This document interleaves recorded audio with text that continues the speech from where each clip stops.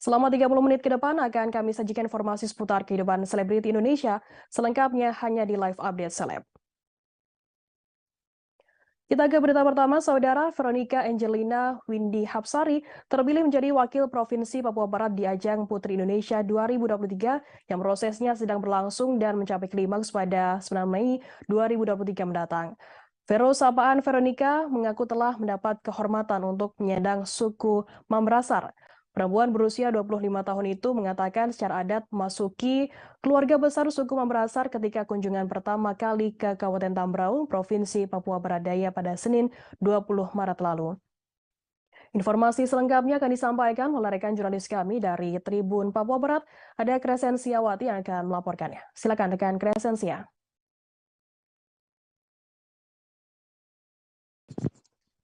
Baik rekan Firda dan Tribuners dimanapun Anda berada, dari Manokwari dapat saya laporkan bahwa Putri Indonesia Papua Barat 2023 disandang oleh seorang wanita bernama Veronica Angelina Windy Hapsari atau biasa disapa Vero, yang pada 2 pekan lalu telah datang untuk mengunjungi Provinsi Papua Barat Daya maupun Provinsi Papua Barat untuk menjajaki keindahan dan juga keunikan yang ada di Papua Barat.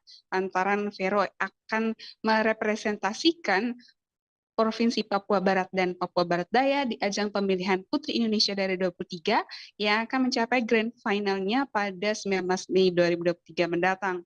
Kedatangan Vero pertama kali di Kabupaten Tambrau, Provinsi Papua Barat Daya, lantas disambut hangat oleh masyarakat setempat, sehingga melalui prosesi adat injak piring atau mansorandak, Veronica mendapat gelar atau suku Mambrasar, suku asli di Papua, dan walaupun itu adalah kunjungan pertama kalinya ke Kabupaten Tambrau, tetapi Vero sudah pernah sebelumnya ke Kabupaten Manokwari, ibu kota Provinsi Papua Barat, tepatnya pada 2018 lalu ketika ia menjadi pianis pengiring di gereja GKI Petrus Amban. Karena kepiawaian dari Veronica untuk merepresentasikan tentang Papua Barat dan juga pengetahuannya tentang Papua Barat dan Papua Barat Daya, maka Veronica terpilih oleh tim juri pemilihan Putri Indonesia menjadi perwakilan Provinsi Papua Barat di ajang kontes kecantikan Putri Indonesia 2023. Nah, Veronica memiliki kegemaran kecintaannya yang begitu besar kepada matematika dan juga piano. Oleh karena itu, dalam kunjungannya di Kabupaten Tambrau, Kota Sorong, dan Manokwari, Veronica selalu menyempatkan diri untuk mengunjungi sekolah-sekolah, baik dari tingkat SD, SMP, SMA, maupun perguruan tinggi, seperti di Universitas Papua, untuk mengkampanyekan tentang matematika, dengan tagline yang dia bawa adalah Mathematics for Nation. Veronica ingin menyebarkan tentang pemahaman tentang matematika, bahwa matematika tidak sesulit yang dibayangkan. Itu juga matematika itu juga lah yang akan dibawa Vero dalam pemilihan Putri Indonesia mendatang. Selain matematika, Vero juga menyukai piano, dan karena permainan pianonya yang sudah ia pelajari selama 14 tahun dan 7 tahun belakangan menjadi guru les piano di Jakarta, membuat mengantar Vero pernah menjadi Putri Pariwisata kategori berbakat pada tahun 2020 kemarin, dan juga pada malam unjuk bakat pemilihan Putri Indonesia 2023, Vero akan menunjukkan permainan piano terbaiknya untuk Provinsi Papua Barat. Rekan Firda dan Tribuners, itulah yang bisa saya laporkan dari Manokwari. Saya kembalikan. Baik, terima kasih rekan Kresensiawati dari Tribun Papua Barat atas laporan Anda. Selamat bertugas kembali. Dan Tribuners, akan kami tampilkan berikut wawancara dari pihak terkait dan berikut liputannya untuk Anda. Selain mengikuti festival, saya juga mengajar di sekolah-sekolah. Nah, kemudian datang ke Manokwari, itu di sini saya sekitar seminggu. Itu kegiatannya bertemu dengan Pak Gubernur, bertemu dengan Dinas Pariwisata dan pemerintahan lainnya, juga mengajar di sekolah seperti SMA Villanova, kemudian ada di SMP juga, dan beberapa sekolah. Oke Kak Vero, dari 1 minggu terakhir Kakak Vero di Papua Barat ini udah mengunjungi dari Tambrau, Sorong, dan Manokwari. Apa sih yang kenangan atau yang menurut Kakak gitu yang Papua Barat tuh sangat indah, bukan hanya dengan alam. Apa yang tanggapan Kakak sih? Ya, menurut saya orang-orang di sini merepresentasikan Indonesia ya, karena orang-orang di sini sangat ramah. Meskipun kita belum kenal, tapi mereka menganggap kita sebagai keluarga. Mereka tidak sungkan-sungkan untuk memberikan kita sambutan yang hangat, seperti itu yang aku alami. Nama artis Raffi Ahmad tersenggol kasus dugaan tindak pidana pencucian uang atau TPPU Rafael Alun Trisambodo. Nama Raffi Ahmad terseret seusai muncul dugaan keterlibatan puluhan artis, termasuk artis R dalam kasus korupsi Rafael Alun ini. Sontak isu ini menurut Raffi Ahmad ikut mengguncang Rans Entertainment, bisnis yang dibangun Raffi Ahmad dan istrinya Nagita Slavina. Raffi Ahmad mengakui seluruh investornya bertanya dan memastikan dirinya tak terlibat kasus Rafael Alun. Kecurigaan para investor ini diakui Raffi Ahmad karena dirinya disangkut pautkan dengan kemunculan artis berinisial R. Raffi Ahmad menelaah mengapa orang-orang langsung menyebut nama dirinya begitu muncul. Namun Raffi tak membantah saat ini sedang bekerja bersama dengan Jeremy Emmanuel Santoso yang merupakan menantu dari Rafael Alun. Yang menegaskan sama sekali tak mengenal apalagi mencicipi uang dari Rafael Alun Trisambodo yang diduga melakukan tindak pidana pencucian uang. Raffi Ahmad pun mengaku siap apabila pihak berwajib memutuskan untuk memeriksanya karena namanya kerap dikaitkan dengan kasus tersebut. Raffi Ahmad dan Nagita diketahui awalnya membuat akun YouTube pada 2015 untuk mendokumentasikan kegiatan sehari-hari mereka. Namun seiring bertambahnya jumlah subscriber dan views, pendapatan mereka dari iklan di YouTube meningkat pesat. Hingga kini, kanal YouTube Rans Entertainment memiliki 24,7 juta subscriber dan lebih dari 6 miliar kali dilihat warganet. Dari YouTube, Raffi dan Nagita bersama timnya melebarkan sayap ke bisnis hiburan lainnya, di antaranya platform media sosial, agensi digital, event offline, komunitas, serta kerjasama branding dengan berbagai kalangan. Rans Entertainment didirikan Raffi Ahmad pada 2017 dan memayungi anak usaha Rans Musik, Power Rangers, kemudian Rans Animation Studio, Rans Esport, Toko Mama Gigi by Nagita Slavina, Milk, Ransu, Rans Cilegon Football Club, hingga Rans Peak Basketball. Dari 3 karyawan Rans kini memiliki 200 karyawan. Mengutip dari tayangan Kompas Bisnis, Jumat 27 Januari, Pak ada sejumlah investor di balik kesuksesan Rans Entertainment. Salah satunya adalah PT Elang Mahkota Teknologi atau MTEK. Rans bermitra dengan MTEK melalui PT Indonesia Entertainment Group sejak 26 Oktober 2021 lalu. IEG merupakan anak usaha dari PT Surya Citra Media Terbarukan. Adapun Sutanto Hartono duduk sebagai eksekutif chairman Rans Entertainment. Ia merupakan CEO PT Surya Citra Media, kemudian dan Managing Director PT Elang Mahkota Teknologi. Tahun lalu, 2022, Rans juga berinvestasi pada aplikasi konten audio milik PT Mahaka Radio Integra pada Februari 2022 lalu dengan nilai 35,75 miliar rupiah. Mari adalah perusahaan yang terafiliasi dengan Menteri BUMN Erick Thohir dengan bisnis utama radio. Menariknya, Nagita Slavina didapuk sebagai CEO Rans Entertainment sekaligus sebagai founder bersama Raffi Ahmad. Kemudian ada juga nama Kaisang Pangarep sebagai komisaris Rans Entertainment.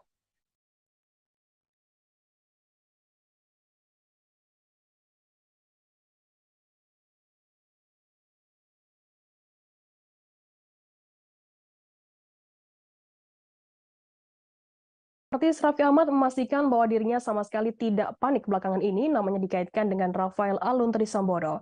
Raffi Ahmad hanya mencoba untuk menelaah mengapa orang-orang langsung menyebut nama dirinya begitu muncul soal artis berinisial R. Hal itu diungkapkan Raffi saat ditemui di kawasan Mampang, Jakarta Selatan pada Rabu 5 April 2023. Ia tak membantah saat ini sedang bekerja bersama dengan Jeremy Immanuel Santoso yang merupakan menantu dari Rafael Alun.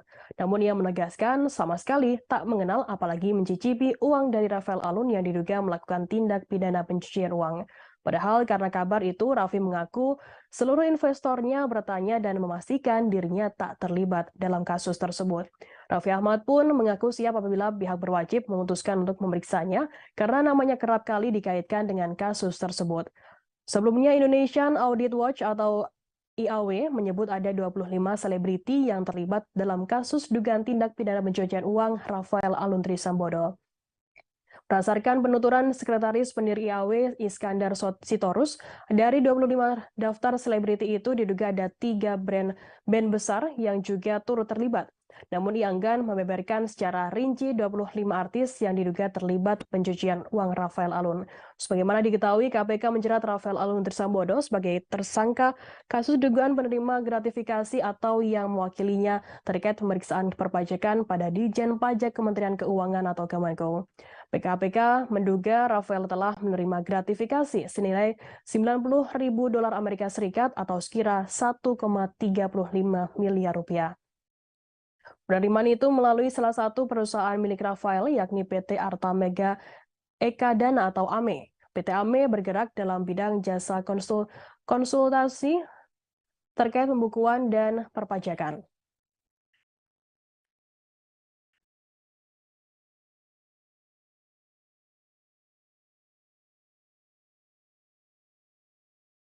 Pemain film Abizar Al-Ghifari punya cara berbeda dengan sang ayah, Ustadz Jeffrey Al-Bukhari. Jika ayahnya yang dikenal dengan UJ ini berdakwah dengan berkeliling ceramah, Abizar Al-Ghifari memilih dunia akting dan musik sebagai ladang dakwahnya. Keputusan Abizar Al-Ghifari fokus di dunia akting dianggap tak sejalan dengan mendiang ayahnya, Ustadz UJ, untuk berdakwah keliling Indonesia. Abizar mengakui selama ini dirinya tidak pernah memastikan kepada publik akan mengikuti jejak sang ayah yakni berdakwah. Ia mengaku sangat nyaman di dunia seni untuk saat ini. Selain akting, Abi juga tengah mempersiapkan karyanya untuk terjun ke industri musik. Pemuda 21 tahun tersebut merasa dakwah bukan hanya sekedar membuka mimbar saja. Lewat karya menurutnya juga bisa melakukan dakwah. Kekasih Kadisa itu menyebutkan dirinya belum tersentuh untuk menyanyikan musik religi agar bisa sekaligus berdakwah mengikuti jejak mendiang ayahnya. Ia mengaku belum siap menjadi pemain religi karena tanggung jawab yang sangat besar.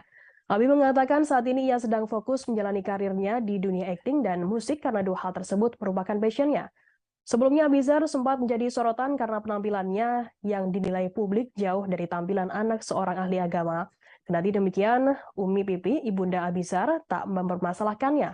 Saat ditemui pada Maret lalu, Abizar mengaku netizen hanya berkomentar tanpa tahu situasi yang tengah dijalani. Bintang film tersebut kemudian memaklumi kabar tersebut. Abizar pun menanggapi soal tampilannya yang tidak islami dan jauh dari gaya berpakaian anak ustadz pada umumnya. Yang mengaku tak ambil pusing dengan komentar negatif tersebut. Meski demikian, komentar-komentar itu sempat membuatnya risih. Namun ia kini memilih santai atas kritikan tersebut.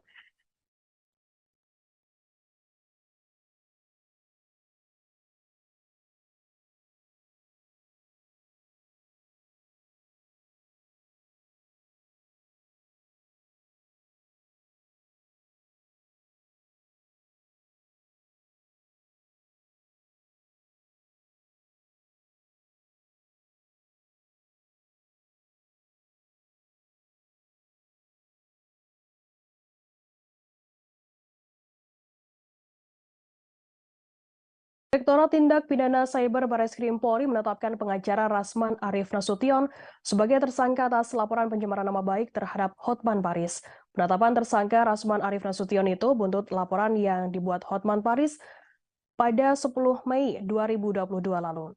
Kepala Biro Penerangan Masyarakat Karopenmas Humas Polri Brigjen Ahmad Ramadan mengatakan, selain Rasman, Hotman juga melaporkan mantan asisten pribadinya Ikli Makim. Keduanya saat itu dilaporkan dengan persangkaan pasal 45 ayat 3 Jungto pasal 27 ayat 3 Undang-Undang Nomor 19 Tahun 2016 tentang ITE dan atau pasal 310 KUHP pasal 311 KUHP. Penetapan tersangka itu juga berdasarkan surat ketetapan tentang penetapan tersangka nomor S.TAP-63-3 Romawi RS .1.14.2023 di Tipidер di Tip Siber tanggal 31 Maret 2023. Rasman dijerat dengan pasal 45 ayat 3 junto pasal 27 ayat 3 Undang-Undang ITE dan atau pasal 310 ayat dan 311 KUHP. Dalam laporan tertanggal 10 Mei 2022 lalu, Rasman dilaporkan terkait dugaan pencemaran nama baik karena menyebut Hotman Paris melakukan pelecehan seksual kepada asistennya. Penetapan Rasman sebagai tersangka ditanggapi oleh Dr. Richard Lee. Pernah berseteru dengan Rasman Arief Nasution di masa lalu, Dr. Richard Lee tak menyanyiakan kabar tersebut. Setelah menerima kabar itu, Richard Lee membuat video untuk menyerang Rasman Nasution. Ia mengingatkan status tersangka bukan kali pertama disandang oleh Rasman. Richard kemudian menyinggung soal Rasman yang dikabarkan pernah mendekam di rutan Cipinang selama 3 bulan. Richard berharap Rasman tabah menghadapi kabar tersebut. Ia menilai Rasman akan bisa bertahan meski masa hukumannya lebih lama dari penahanan sebelumnya. Sebelumnya, pengacara kondang Hotman Paris dilaporkan ke Polda Metro Jaya pada Sabtu 2 April 2022 lalu. Yang dilaporkan atas dugaan kasus penyebaran konten bermuatan asusila di media sosial. Laporan tersebut dilayangkan oleh seseorang bernama Binto Mawi Sumurung Siregar dengan kuasa hukum Rasman Arief Nasution. Laporan tersebut pada akhirnya membuat Hotman Paris dan Rasman Arief Nasution berseteru. Hotman menyebut pelaporan atas dirinya tak lebih dari upaya pengacara pihak pelapor untuk mencari ketenaran setelah tidak lagi menangani kasus YouTuber Richard Lee. Sementara itu, Rasman menyatakan bahwa laporan tersebut merupakan bentuk kegeraman kliennya dan tak berkait permasalahan pribadinya dengan Richard Lee. Menurut Hotman, pengacara pihak pelapor memiliki dendam pribadi karena merasa kliennya telah direbut. Alhasil, pengacara itu ingin mencari ketenaran dengan melaporkan dirinya ke polisi terkait konten asusila. Namun Richard Lee memutuskan kontraknya dengan pengacara tersebut. Setelah itu, Dr. Richard Lee bertemu dengan Hotman Paris untuk membahas terkait rencana investasi bisnis. Foto pertemuan itu lalu diunggah Hotman ke akun Instagramnya. Hotman tak bermaksud oknum pengacara yang dimaksud, namun salah satu pengacara yang melaporkan Hotman adalah Rasman Arief Nasution. Untuk diketahui, Rasman memang sempat menjadi kuasa hukum Richard Lee yang terjerat kasus pencemaran nama baik dan Undang-Undang ITE di Polda Metro Jaya.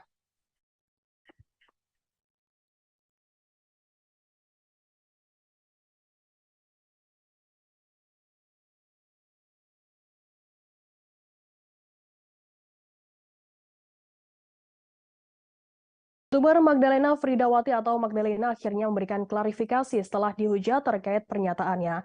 Sebelumnya Magdalena sempat curhat merasa dipandang sebelah mata sebagai food vlogger. Lantaran meski jumlah followernya sudah banyak, Magdalena merasa kesal tidak dijamu dengan baik di tempat makan yang didatanginya. Atas kegaduhan yang terjadi melalui Instagram pribadinya, @Magdalena F pada Rabu 25 April yang menyampaikan permohonan maafnya. Wanita yang populer dengan nama Magdalena F tersebut menyadari pernyataannya dalam podcast di YouTube Samuel Chris memberikan kesan negatif, hingga menyebut publik telah salah menafsirkan ucapannya ketika itu. Dalam kesempatan itu, ia turut menjelaskan apa yang dituduhkan warganet tidaklah mencerminkan dirinya dan tim YouTube-nya selama bekerja. Pihaknya mengaku tulus membuat konten sekaligus mendigitalisasi kuliner dari pelaku UMKM. Sebagai food vlogger, Magdalena juga menjelaskan terkait prosedurnya sebelum mereview makanan. Ada beberapa tahapan sebelum tim YouTube-nya membuat konten di sebuah tempat makan. Maka dari itu, Magdalena menjelaskan prosedur nyata bagaimana dirinya dan tim membuat konten selama ini. Ada 2 sistem, yakni periklanan dan endorsement, serta review secara sukarela, di mana pelaku usaha tidak dipungut biaya sepeser pun. Lebih lanjut, ia pun menerangkan terkait prosedurnya sebelum melakukan review kuliner sukarela. Magdalena menyebut timnya memulai dengan riset dan melakukan perizinan terlebih dahulu. Nantinya tim juga melihatkan portofolio media YouTube Magdalena sekaligus menunjukkan jumlah followersnya. Namun hal itu bukan bertujuan untuk mendapatkan keuntungan dari pelaku UMKM seperti yang belakangan dituduhkan. Disampaikannya prosedur menunjukkan followers dilakukan supaya pelaku usaha mengerti terkait manfaat digitalisasi dari media yang dimilikinya. Diakuinya ia mereview makanan tanpa memungut biaya pada pemilik usaha. Bahkan ditegaskannya Magdalena selalu berinisiatif membayar makanan yang direview selama ini. Atas hujatan dan kritikan yang diterimanya, Magdalena memilih menjadikan sebagai evaluasi untuknya dan juga tim. Sebelumnya curhatan Magdalena merasa dipandang sebelah mata meski memiliki jutaan followers banyak menjadi sorotan. Video curhatan Magdalena itu lantas menuai pro kontra di sejumlah media sosial. Bahkan akun Instagram pribadinya @mgdalenaf ikut diserang oleh warganet.